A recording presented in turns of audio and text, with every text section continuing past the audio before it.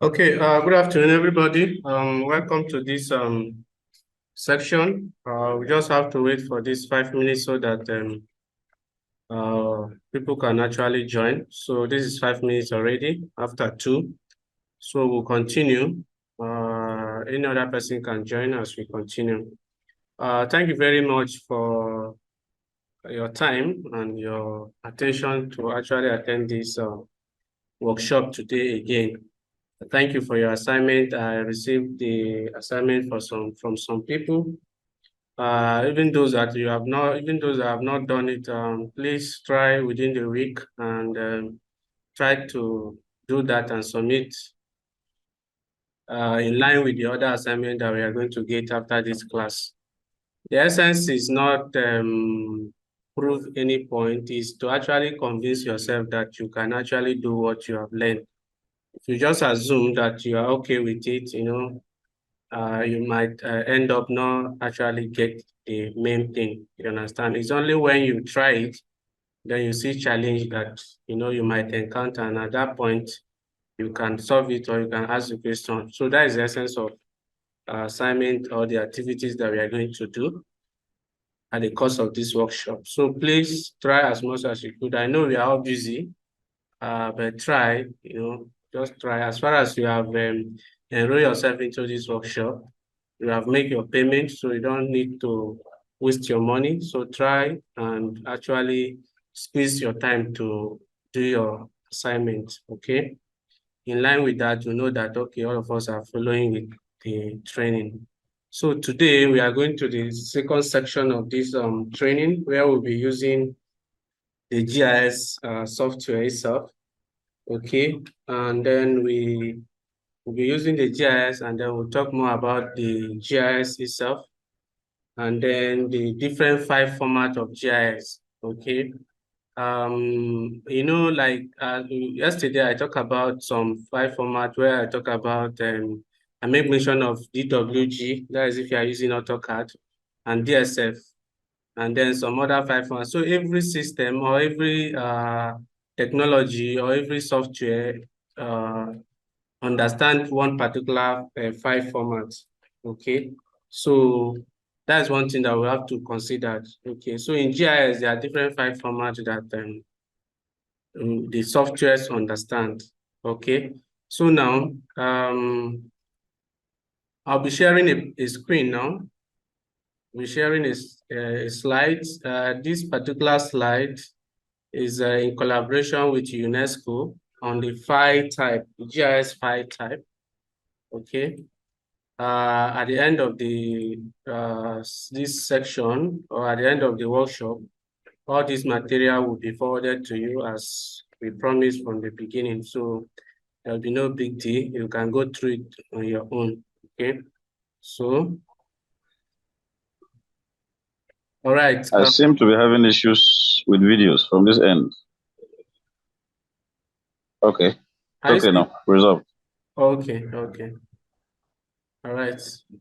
Yeah, it's resolved now. It's resolved now. Okay. Yeah. All right. So now GIS has 5 formats, okay, that you understand. Now, the 2 formats that you actually bring into GIS is called raster and vector. These are the 2 file formats that you always bring into GIS environment. Now, raster are just pictures. For example, like the satellite image you used yesterday, you discover that the satellite or a particular camera actually flow through the top of the earth, and then you take a snapshot. Although it's not a plane or something that actually fly, as far as that satellite image is concerned, but there are some other file format of that the same area view that a plane will fly through the earth. For example, now presently in Kaduna, we have what we call orthophoto. Orthophoto, that is what we use for land administration. Like as we said yesterday, when it comes to issue of land dispute, accuracy is very, very important.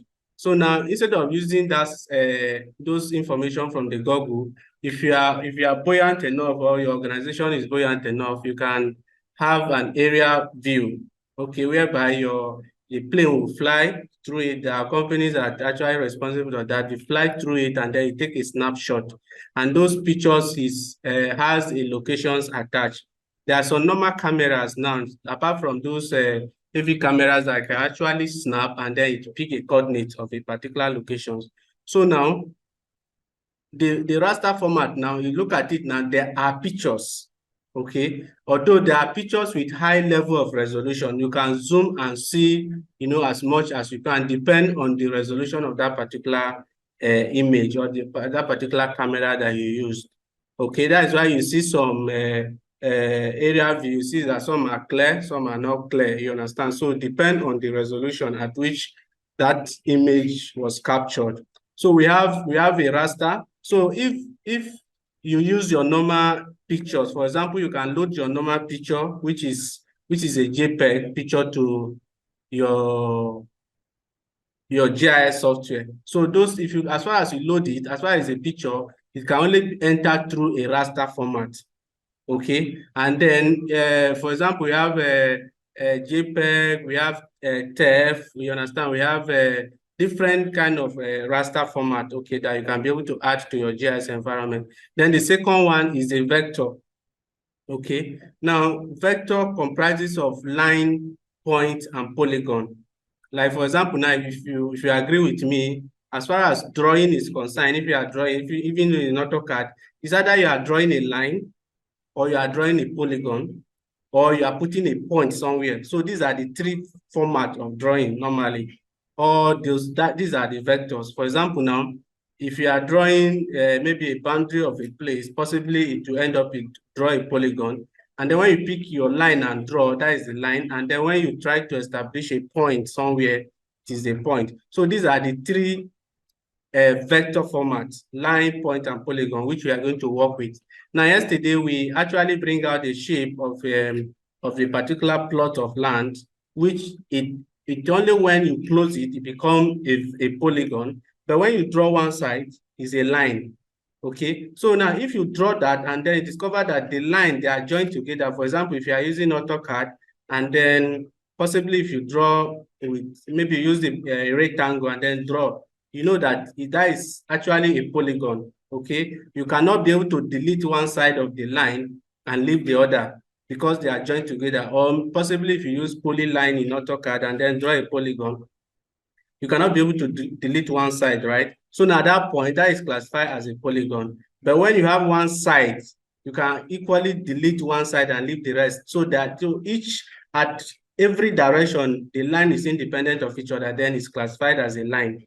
Okay, and then when we talk about point now, you are trying to pick a point of a particular thing. For example, one of our colleagues was asking of facility, location of facility yesterday, where you want to map out places where they have constructions. So now at that point, you can, if the place is large, you can just indicate that with points. For example, you can just put points here. We have so constructions here. You understand? At that point, you don't actually need to bring out a boundary. You understand? Because you just want to show overview of which state you have your project. So at that point, you don't need to show, okay, this particular construction is going to cover this particular polygon. In that map, you can only indicate such a map with point.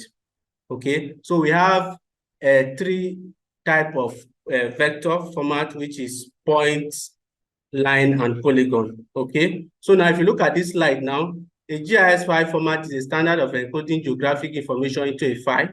File formats are mainly created by government mapping agency, GIS software developers, you understand? And then we talk about that we have a vector format and then a raster format.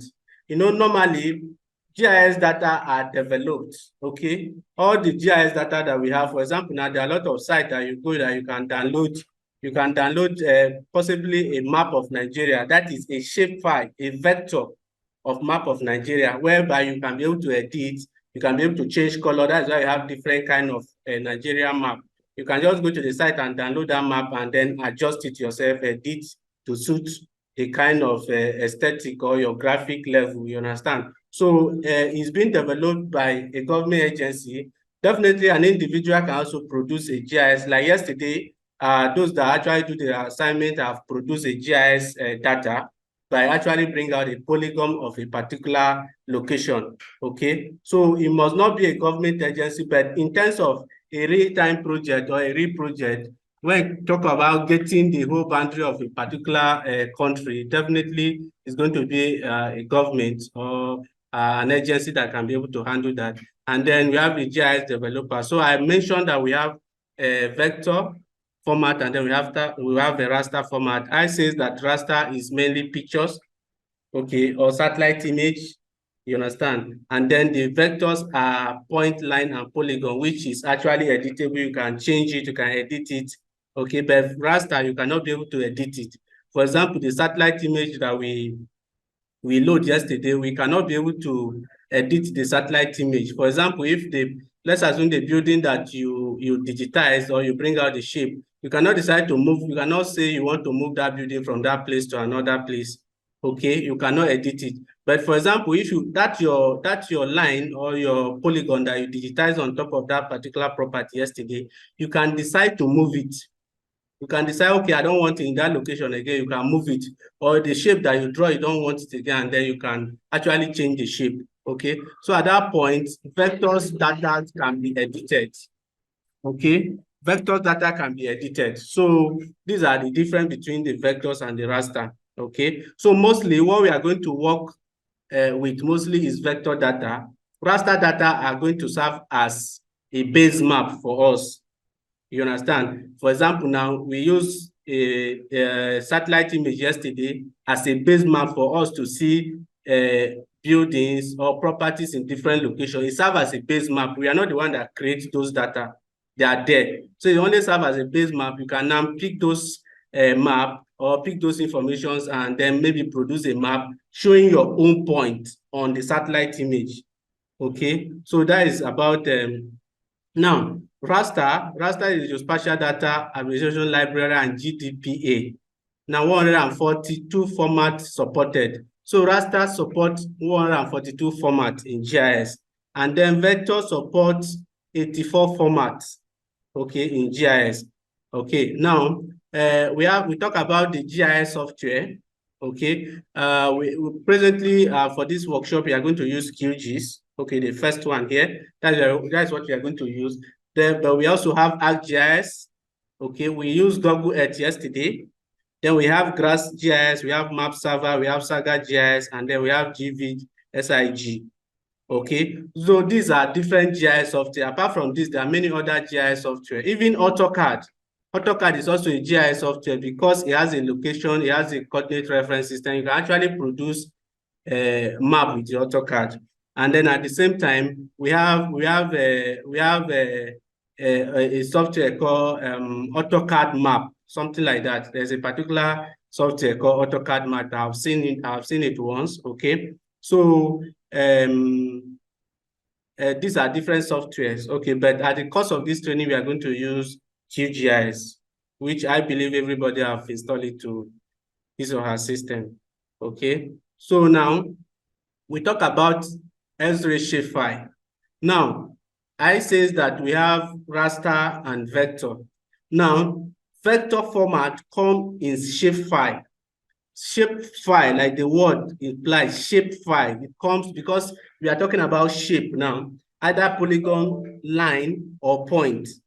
So, and is the short form of it is SHP. So, for example, now if you look at any file format, any document, and then you see maybe building.pdf, that is to say that particular data is being exported as PDF, right? So now you know that, okay, you have to look for any software that can open a PDF before it open. Okay, so now if you see any data or any file that comes with .shp, then you know that that files are GIS file and is a vector file. Okay, so now is either a line or is a point or is a polygon. So take note of that. So on your own, if you see any file that is SHP, then it must be a GIS file and then is a vector. Okay, any file that is SHP cannot be a raster.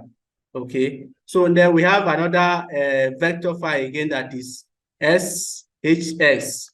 Okay, it comes with this vector file as well. There are many, for example, now, if you export AutoCAD comes with DWG, but when you edit AutoCAD, now you see that there are some other formats that add to it. So now in GIS, there are other backup formats that follow it.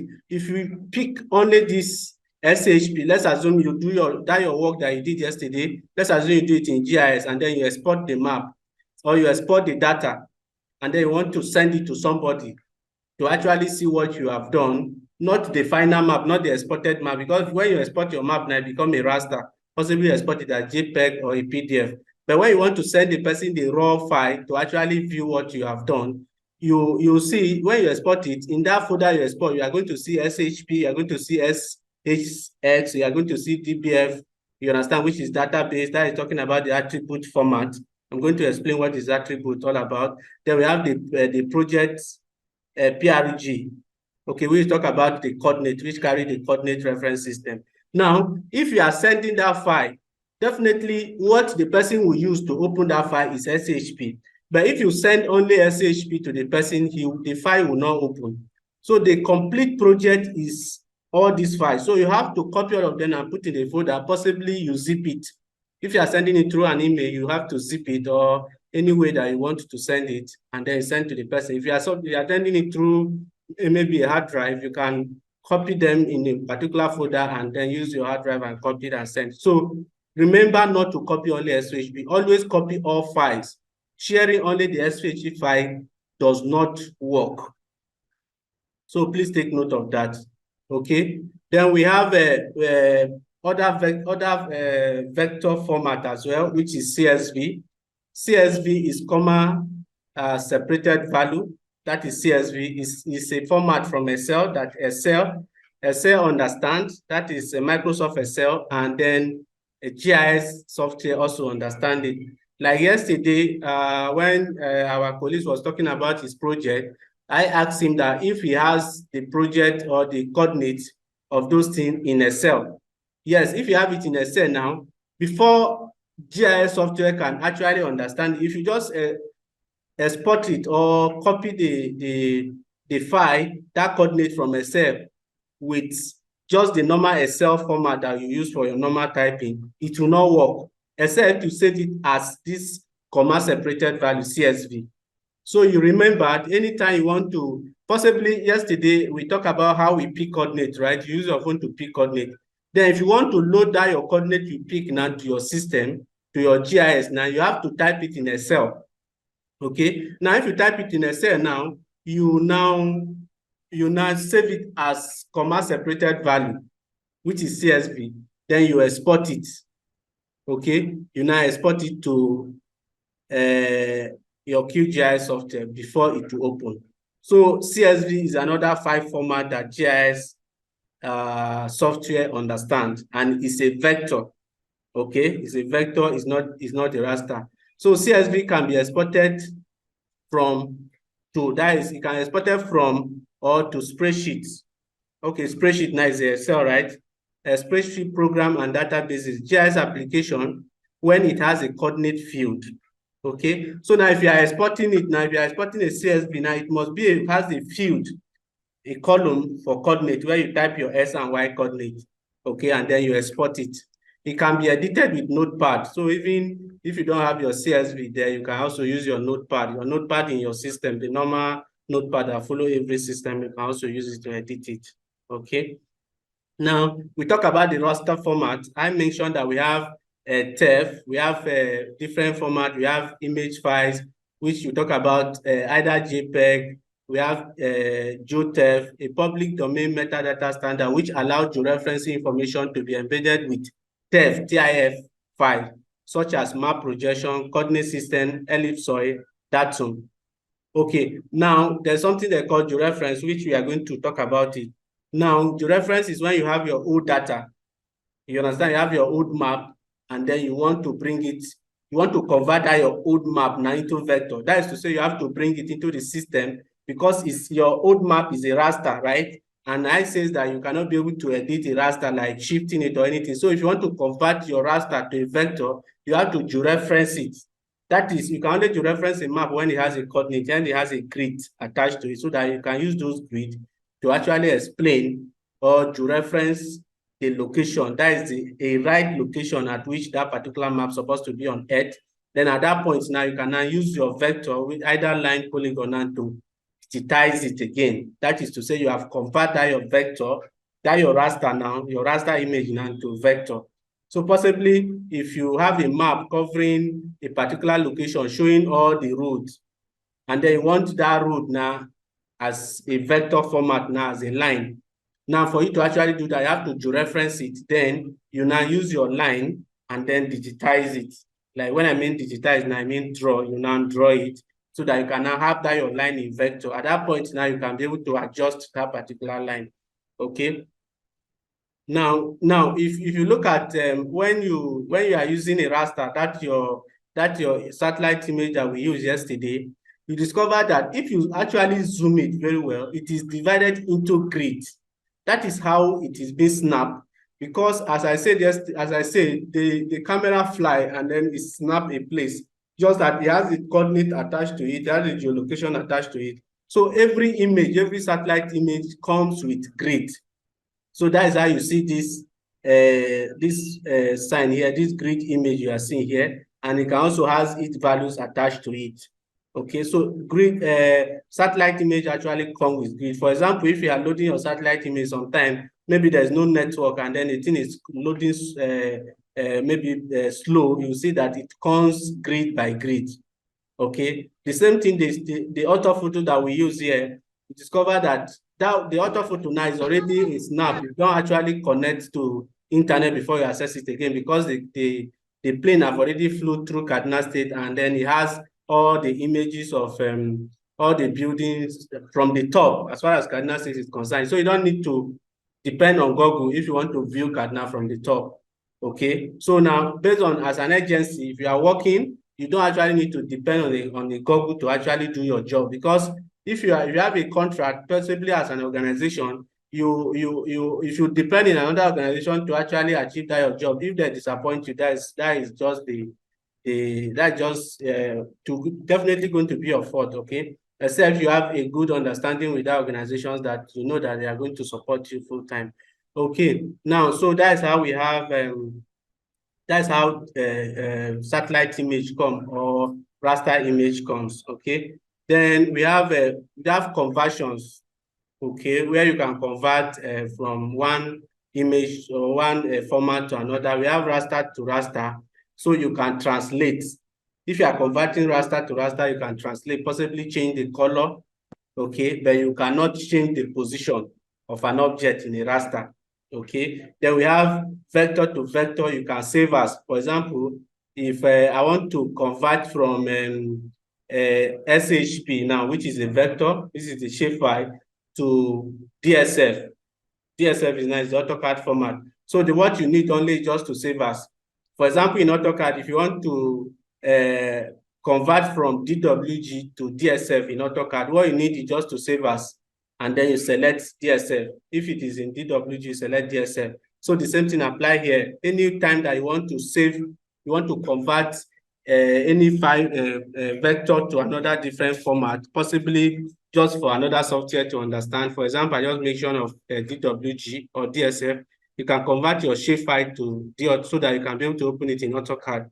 You can do that, okay? And then possibly if you want to export it to DWG as well, or DSF, as I said, okay? Then we have rasterize. Rasterize means vector to raster. That's to say, if you have a vector, possibly you produce your map. Now you can now rasterize it. That's your map now. That's your vector. Those your information you have as a vector. Possibly you digitize a road, you digitize a boundary of a particular place and all that. You can convert it to a raster.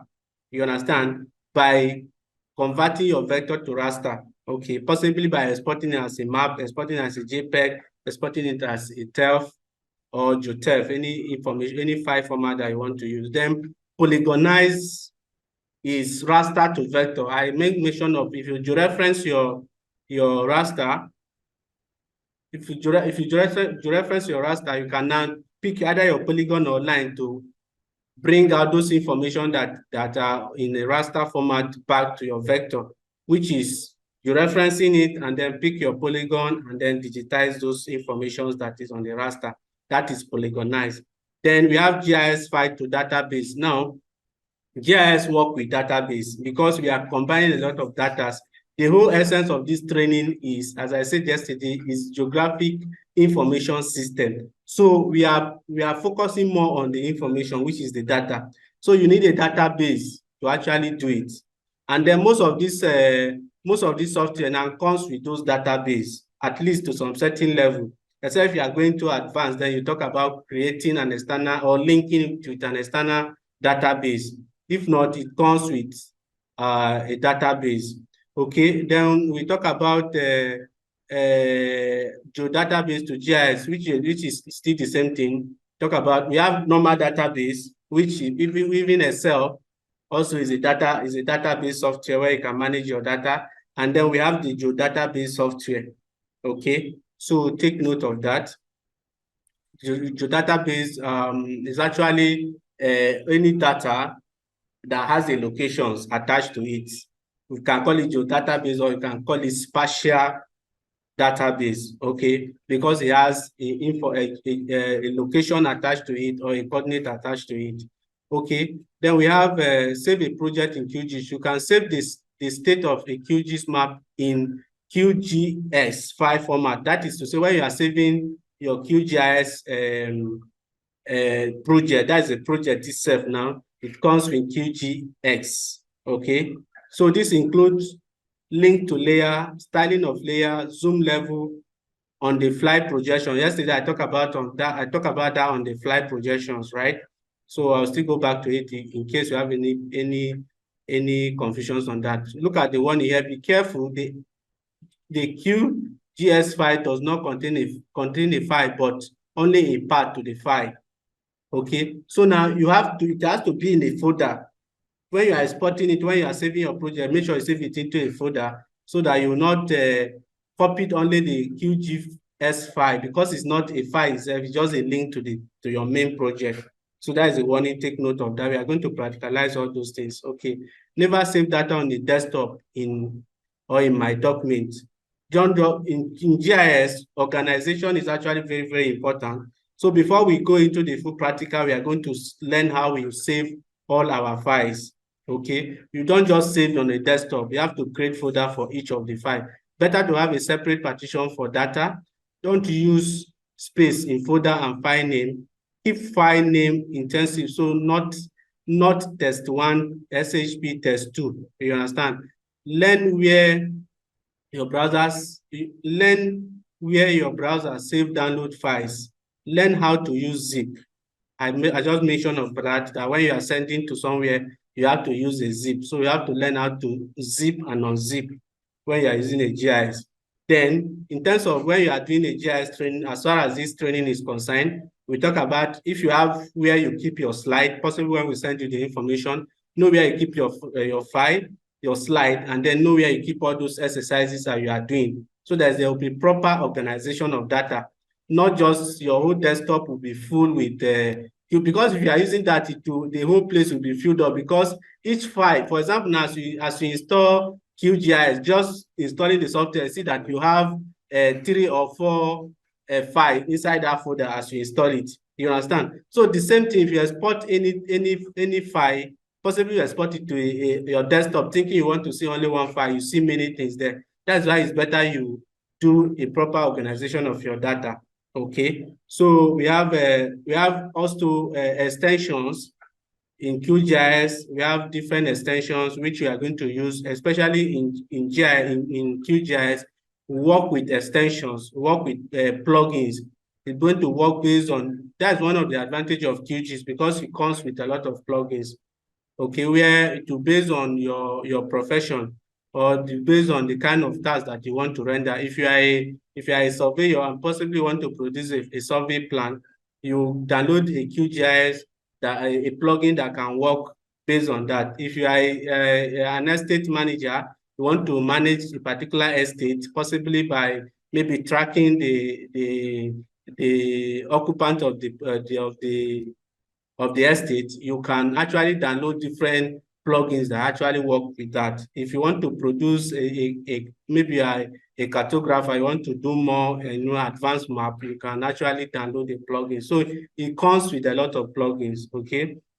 So these are the very brief explanation on how you can use or how you can understand the file formats for QGIS or GIS generally.